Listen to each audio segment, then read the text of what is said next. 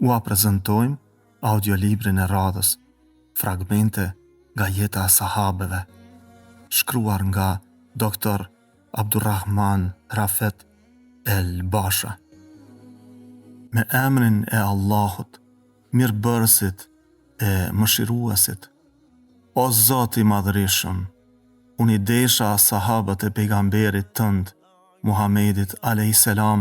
me një dashuri të qeltërt e të sinqert.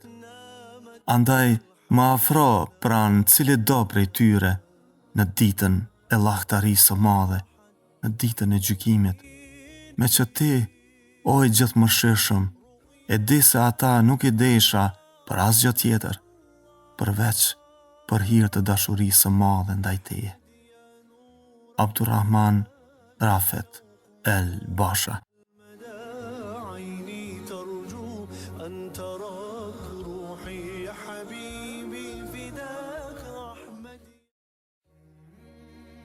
Ebu Hurejre et Deilami. Ebu Hurejre ka mësuar përmendesh më shumë se 1600 hadithe të pejgamberit a.s. dhe i ka ruajtur ato për popullin islam, historianët. S'ka dyshim në atë që ti lexuesi nderuar e nje këtë yll ndriques nga radhët e shokëve të pejgamberit a.s. A ka njeri nga umeti islam cili nuk e nje Ebu Hurejren? Në kohën e ignorancës, njerëzit e thirrnin Abdu Shams, do të thot rob i diellit. E kur e udhzoi Allahu në islam dhe u takua me të dërguarin a.s., ai e pyeti: "Si quhesh?" Ju përgjigj: "Quhem Abdul Shams, rob i diellit." Pejgamberi a.s. i tha: "Le të quhesh Abdurrahman, rob i gjithëmëshirshmit." Ai tha: "Po, Abdurrahman, ty o Resulullah të nderoj si baban dhe nënën time." Kurse shkaku pse është quajtur Ebu Hurejre, do thot baba i macës së vogël, është sepse ai në fëmijëri kishte një macë të vogël me të cilën luante. Dhe qysh atëherë moshatarët e tij filluan ta thrasin Ebu Hurejre, baba i macës së vogël. Kjo u përhap dhe mori dhen, sa që mbizotroi edhe vet emrin e tij të vërtet. Pasi që u ngërthyen të gjitha këto, pejgamberi i Zotit shpeshherë e thëriste: "Ebu Hirir", do thot baba i maqokut, për butësi dhe dashuri. Atëherë pëlqeu më shumë të quhej Ebu Hirir se sa Ebu Hurejre, ke thënë: "Me atë emër më ka thirrur i dashuri im, Resulullahu." Maqoku është mashkull, kurse macja është femër, e mashkulli është më i mirë, më i vlefshëm se femra. Ebu Hurejra e pranoi islamin nëpërmjet Tufejl ibn Amrit dhe mbeti në tokën e fisit të tij Devs edhe 6 vjet mbas hijretit, kur shkoi me një grup nga fisi i tij te Resulullahu në Medinë. Djaloshi devsian u vu në shërbim të pejgamberit a.s. dhe në shoqërim të tij. Xhamia ishte vendqëndrimi i tij, kurse pejgamberi a.s.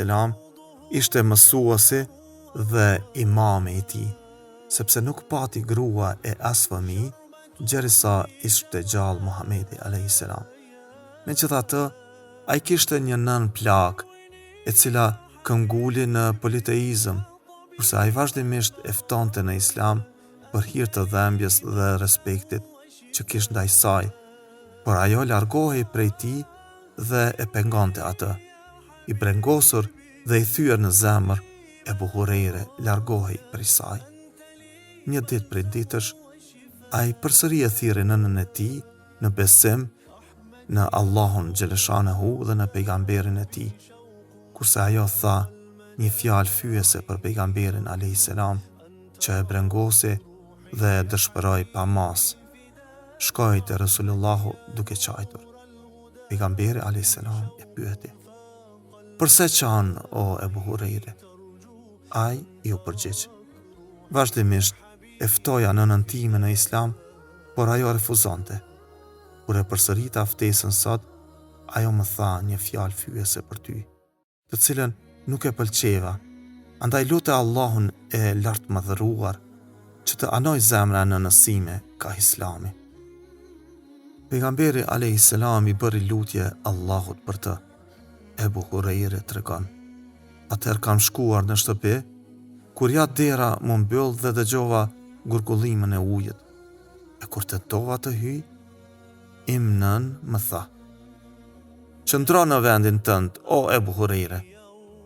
Pastaj veshi rrobat e veta dhe tha: hyn. Hyra brenda e ajo tha: Ashhadu an la ilaha illallah wa ashhadu anna Muhammeden abduhu wa rasuluhu. Dëshmoj se nuk ka zot tjetër pos Allahut, dhe dëshmoj se Muhamedi është rob dhe i dërguari i tij. U ktheva te Resulullahu duke qajtur nga gëzimi, ashtu sikur se qaja një orë më parë nga dëshpërimi dhe thash: të përgëzoj, o Resulullah, Allahu pranoi lutjen tuaj dhe ai e udhëzoi nënën e Ebu Hurejrës në Islam. Ebu Hurejre e ka dashur pejgamberin a.s. me një dashuri që ja ka përzier mishin dhe gjakun e tij.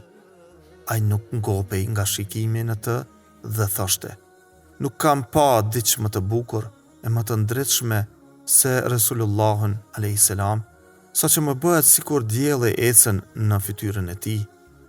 Gjithnjë falënderonte Allahun që ja mundsoi ta shoqëroj pejgamberin e tij dhe ta ndjek fenë e tij dhe thoshte: lavdi qoftë Allahut i cili e udhëzoi Ebu Hurejrën në Islam. Lavdi qoftë Allahut i cili i mësoi Ebu Hurejrës Kur'anin. Lavdi qoftë Allahut i cili i mundsoi Ebu Hurejrës që ta shoqëroj Muhamedin a.s. Ashtu sikur që e ka dashur Ebu Hurejra pejgamberin a.s., e ka dashur edhe dijen të cilën e bëri synim dhe traditë të tij të shpresuar. Lidhur me këtë, Zaid ibn Thabiti thot: qërsa unë, Ebu Hurejre dhe një shok imi ishim në xhami duke i bërë lutje Allahut të lartë madhëruar dhe e përmendnim atë, kur që Resulullahu a.s. vinte te ne dhe ul në mesin ton. Ne heshtëm, kurse ai tha: ktheuni në atë që ishit. E lutnim Zotin unë dhe shoku im para Ebu Hurejrës, kurse Resulullahu e vërtetonte lutjen ton.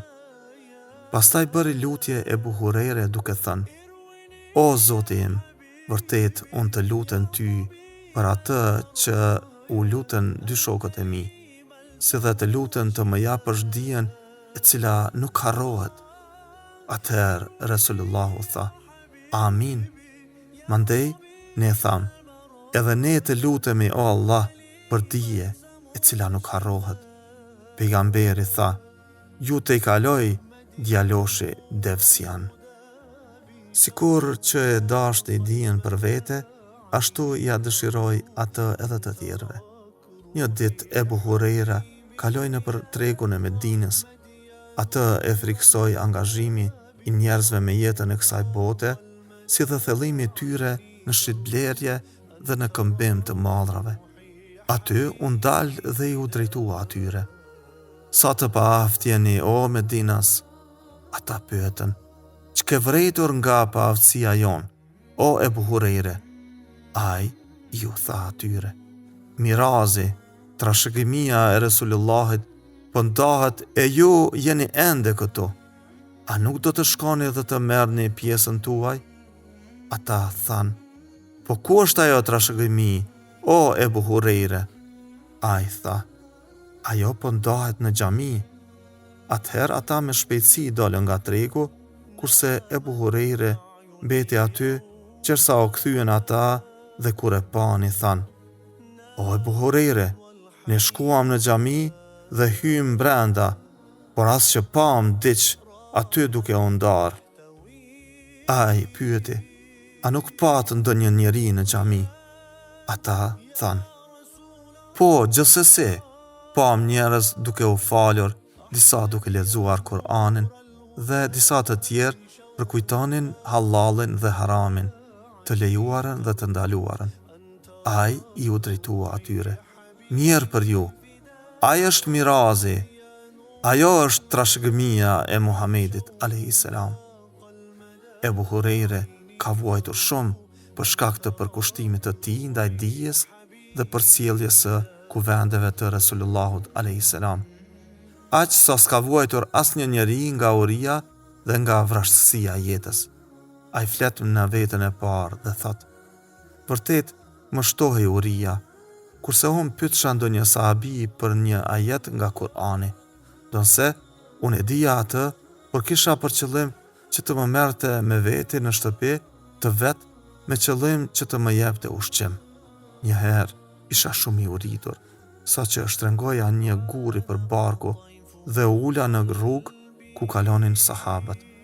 Aty pari kaloi Ebu Bekri dhe e pyeta për një ajet nga Kur'ani, nëse nuk e pyeta për asgjë tjetër, por vetëm që të më ftoi mua, por ai nuk më ftoi. Pastaj kalon pra meje Omer ibnul Hattabi dhe e pyeta për një verset tjetër nga libri i Allahut. Gjithashtu ai nuk më ftoi, derisa kaloi pranë meje Resulullahu a.s. e diti se sa i uritur jam, e tha: "Ebu Hurejre." Unë ju përgjigja: "Urdhëro Resulullah." I u vura mbrapa dhe hyra me të në shtëpi. Ai e gjeti një enë të cilën kishte qumësht dhe i u drejtua familjes së tij. "Prej nga juve ky qumësht?" Ata i thanë: "Ta ka dërguar një njeri." Atëherë pejgamberi më tha: "O Ebu Hurejre, shko te njerëzit e Suftës dhe thirrje ata." Mua s'më pëlqeu që më dërgoj për t'i thirrur ata dhe thash me vete: "Çka ju mjafton ky qumësht njerëzve të Suftës?" Shpresoja që të marr pak nga qumshti me qëllim që të freskohem dhe pastaj të shkoja tek ata. Megjithatë, shkova te njerëzit e varfër, i ftova ata dhe erdhën. Kur ulën te Resulullahu, ai tha: "Ebu Hurejre, merë qumshtin dhe jepjo atyre." Fillova t'ju jap njerëzve, gjersa u ngopën dhe pinë të gjithë. I adhash enën Resulullahut a.s. kurse ai e ngriti kokën i buzëqeshur dhe tha: "Betëm unë dhe ti." Unë i thash: "Po, vërtet ashtu është, o Resulullah." Ai më tha: "Atëherë pi." Dhe unë piva. Mandej më tha përsëri: "Pi." Dhe unë prap piva. Vazhdimisht më thoshte: "Pi." Dhe unë pija derisa i thash: "Pasha atë i cili të ka dërguar ty me drejtësi dhe të vërtetën, nuk mund ta pi më asnjë pikë qumësht." Atëherë mori enën dhe piu prej saj. Nuk kaloi kohë gjatë ka ai rast, gjersa të mirat i vërshuan muslimanët dhe ju shumëzuan fitimet, kurse Ebu Hurejre bëri pasuri, shtëpi, furnizime për jetë, mori grua dhe i lindi një djalë. Por e tëra kjo as pak nuk e ndryshoi shpirtin e tij fisnik, e as që e bëri të harroj të kaluarën e tij. Ai thoshte: "Jam rritur jetim, pa baba, jam shpërngulur i varfër dhe punoja si sklav te Busraja, bia e Gazvanit, vetëm për një kafshat buke. I u ndihmoja njerëzve për të zbritur nga devet, kurse kur i u hipnin atyre, i tërheqja ato për kërpeshi dhe më në fund u martova pikrish me atë femër. Lavdi qoftë Allahut, i cili e bëri sistem jete dhe shtyllet e saj dhe e bëri Ebu Hurejren imam e veli të Medinës." Ebu Hurejra u emrua disa herë vali i Medinës nga Muavi ibnul Ebi Sufjani, por ai post nuk ndikoi asnjëherë në shpirtbutësinë dhe zemërgjërsinë e tij. Edhe pse ishte udhëheqës, një ditë kaloi nëpër rrugët e Medinës duke bartur dru për familjen e tij, kurse pranë tij kaloi Thaleb ibnul Malik. Ai i tha: liroje rrugën për emirin, o Ibn Malik. Ai ja ktheu emirit: të mëshiroft Allahu, a nuk po të mjafton tër kjo fush? Ebu Hurejre i tha: hape rrugën për emirin dhe barën e tij, të cilën e ka mbi shpinë. Ebu Hurejre fisnikroi shpirtin e tij të dëlir me dijen e tij të madhe, me devotshmëri dhe pietet. Agjeronte gjatë ditës, falej gjatë 1/3 së natës, pastaj e zgjonte gruan e tij, e cila gjithashtu falej në 1/3 e pjesës tjetër të natës, dhe mandej kjo e zgjonte bien e saj, e cila falej gjatë pjesës së tretë dhe të fundit të natës. Pra, adhurimi ndaj Allahut në shtëpinë e tij nuk ndërpritej gjatë tër natës. Ai kishte një shërbëtore zezake nga Sudani. Një ditë, ajo i kishte bërë një të keqe atij dhe i kishte thyer familjen. Ebu Hurejre sapo e ngriti shkopin për ta goditur, kur u ndal me një herë tha: sikur të mos ishte ndëshkimi në ditën e gjykimit, do të sakatoja, njësoj siç më nënçmove mua. Megjithatë, do të shes për atë i cili më jep çmimin e mjaftueshëm për ty, me që kam më shumë nevojë për të holla se sa për ty. Shko, ti je e lirë për Allahun e lartë madhëruar. E bia e tij i thoshte: o baba, vërtet vajzat më përqeshin dhe më thonë: përse nuk të solis babai me arë? Ai u përgjigj: vajza ime, thua ju atyre, vërtet babai im ka frikë për mua se më djeg zjarri i xhehenemit. Ebu Hurejre nuk e pengoi vajzën e vet për t'u solisur për shkak të kooperacisë ose që ta ruaj pasurinë, sepse ai ishte bujar, dorëlir në rrugën e Allahut. Mervan ibn el Hakemi ja dërgon atij 100 dinar ari, kurse ai të nesërmën ja dërgoi atij një shkresë dhe i tha: në të vërtet, shërbëtori im ka gabuar dhe t'i ka dhënë dinarët, kurse unë nuk e kam pasur qëllimin që t'i jap ty, por tjetër kujt. Atëherë, Ebu Hurejre ra në dilemë dhe i penduar tha: i kam shpërndar në rrugën e Allahut dhe as që ka qëndruar tek unë asnjë dinar prej tyre. Por kur të më arrijnë të ardhurat e mia nga arka shtetërore e muslimanëve, merrja ata dinar prej të ardhurave të mia. Mervani e bërë këtë për ta provuar atë, dhe pasi që e ndoqi rastin e gjeti atë se ishte i vërtetë. Ebu Hurejre gjatë tërë jetës së tij mbeti me sjellje të mira ndaj nënës së vet. Sa herë që dilte prej shtëpisë, ndalej në derë të dhomës së saj dhe i thoshte: "Selam alejke, o nëna ime, mëshira dhe bekimet e Allahut qofshin mbi ty." Ajo ja kthente: "Wa alejke selam, o biri im, mëshira dhe bekimi i Zotit qofshin mbi ty gjithashtu." Ai thoshte: "Të mëshirov Zoti, ashtu siç më ka edukuar kur isha i vogël." Ajo ja kthente: "Të mëshirov Zoti, ashtu siç më ke respektuar edhe pasi që u rrite." Pastaj, kur ai kthehej në shtëpi, e përsëriste të njëjtën gjë. Ebu Hurejre ishte shumë i kujdesshëm dhe i thirrte njerëzit që t'i respektojnë prindërit dhe farefisin e tyre. Ai pa një herë dy njerëz, njëri më i moshuar se tjetri, duke ecur së bashku dhe pyeti më të riun: "Kush është ky njeri me ty?" Ai tha: "Ky është babai im." Ebu Hurejre i tha: "Mos e thirr atë në emër, mos ec përpara tij dhe mos u ul para tij." Kur Ebu Hurejre u sëmur dhe u gjet para vdekjes, ai vajtoi. Atëherë i është thënë: "Përse po qan, o Ebu Hurejre?" Ai është përgjigjur: "Nuk po qaj për jetën e kësaj bote tuaj, por po qaj për udhëtimin e gjatë dhe përgatitjen e mangët për të.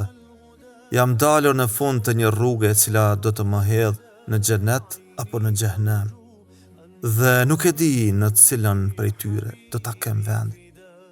Mervan ibn Hakemi e vizitoi atë dhe i tha: Të mëshiroft Allahu, o Ebu Hurejre. Në ato qaste a I tha: O Zoti im, vërtet dëshiroj takimin me ty, andaj dëshiroj o Allah takimin tim me ty, dhe të lutem shpejtoja atë. Ende pa u larguar Mervani nga shtëpia e Ebu Hurejres, ai u shkëput nga jeta e kësaj bote. Allahu e mëshiroft Ebu Hurejren me një mëshirë të gjerë, me që ai ka ruajtur për muslimanët më tepër se 1609 hadithe të Resulullahut a.s. E shpërbleft Allahu me të mirat e tij për hir të Islamit dhe të muslimanëve. أن تراك روحي يا حبيبي فداك أحمد يا نور الهدى بشوق